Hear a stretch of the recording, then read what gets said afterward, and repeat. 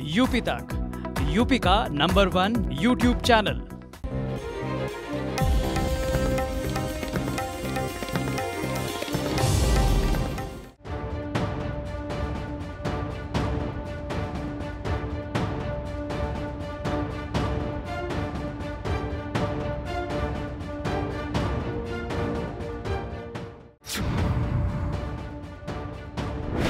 चंदौसी में दोनों तरफ जो बाईपास है, एक बैजुई से आता है वो, और एक एकदम मुरादाबाद चौराहे से आता है ग्रीन पार्क होते हुए।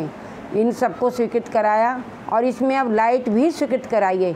दोनों तरफ जो है करोड़ों रुपए की लागत से लाइटें लगेंगी, दोनों तरफ को लाइट चमकेगी। हमारी चंदौसी जो है वो एकदम चमकती रहेगी।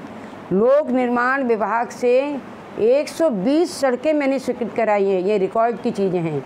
120 सड़कें स्वीकृत कराई हैं जो लगभग 50 करोड़ की लागत से बन रही हैं। कोई बन नहीं है, कोई बनने की स्थिति में है। इस तरह से 120 सड़कें स्वीकृत कराई हैं। और लगातार अभी भी हमें ये सुनने में आ रहा है कि हमने 120 सड़कें स्वीकृत करा ली हैं। अगर स्वीकृत कराई हैं तो कहाँ है उनका निर्माण, कहाँ है कार्य, कहाँ है उनका? अभी भी किसी भी गली और मोहल्ले में हमें सड़कों का कोई निर्माण दिखाई नहीं दे रहा है। सारी सड़कें टूटी पड़ी हैं, गड्ढे जो है सड़कों में बने हैं। अब ये महसूस नहीं होता कि कहाँ गड्ढे हैं, कहाँ सड़क है, कुछ दिखाई नहीं देता। गड्ढों में सड़कें दिखाई दे रही हैं। तो ये तो उनका विकास है। कि देवापुर में शिक्षा के क्षेत्र में देवापुर यहाँ पर है, वहाँ पर राजकीय महाविद्यालय की स्थापना चल रही है, निर्माण चल रहा है, बराबर 1 साल हो गया बनते हुए। इसके अतिरिक्त यहाँ पे अभी मैंने 4 विद्यालय स्वीकृत कराए हैं, जिसमें 2 विद्यालय जो है वो हाई स्कूल हैं, राजकीय हाई स्कूल। उसमें एक मछखेड़ा में है और एक जो है मऊ कटहर में है। ये 2 विद्यालय तो वहाँ बनेंगे राजकीय हाई स्कूल के, और 2 विद्यालय बनेंगे इंटर कॉलेज, राजकीय इंटर कॉलेज विद्यालय। तो इसमें जो है एक देवापुर में है और एक गुमथल में है। तो शिक्षा के क्षेत्र में ये 5 विद्यालय हमारे बन जाते हैं, एक डिग्री कॉलेज और 2 इंटर कॉलेज और 2 हाई स्कूल, जो मैंने अभी अपनी शासनकाल में स्वीकृत कराए हैं। कि उन्होंने कहा है कि चूंकि वो शिक्षा मंत्री हैं और शिक्षा के जगत में चंदौसी पहले से ही बहुत अग्रणी रही है, शिक्षा के क्षेत्र में उन्हें बहुत ज़्यादा कार्य करना चाहिए था। और कह रही हैं कि मैंने यहाँ पर राजकीय विद्यालयों की घोषणा मैं करवाने जा रही हूँ, स्वीकृत करा ली है।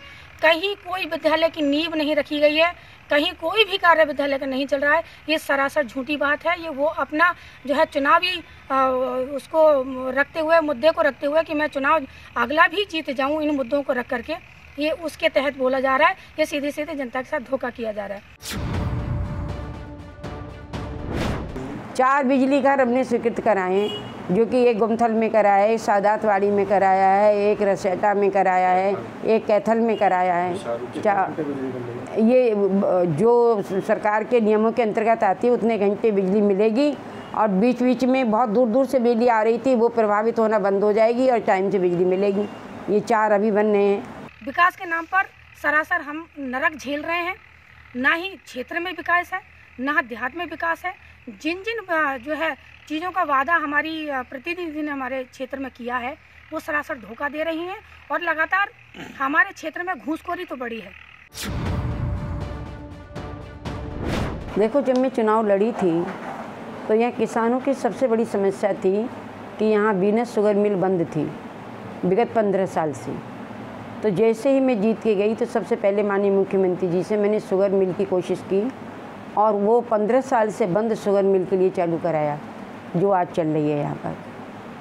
किसानों के हित में ये किया। दूसरा, मैंने किसानों के हित में ये किया कि किसानों की मिट्टी कैसी है, उनको बीज कैसे मिल रहे हैं, किस प्रकार से उनकी उपज बढ़िया हो, सारी चीज़ों की जानकारी उनके लिए कैसे हो।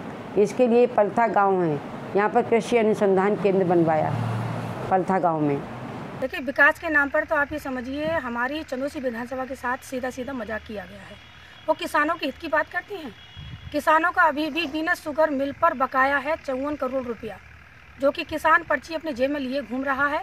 और ये लगातार कह रही हैं कि मैं आने के बाद, जब मैं यहाँ की जनप्रतिनिधि बनी हूँ, तब से मैंने जो है शुगर मिल चालू कराया, लोगों का बकाया दिलाया।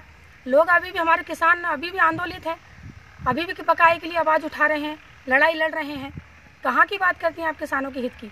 किसानों के साथ जो है उनकी मिट्टी की जांच नहीं हो रही, मिट्टी के लिए विशेषज्ञ उपलब्ध नहीं हो पा रहे।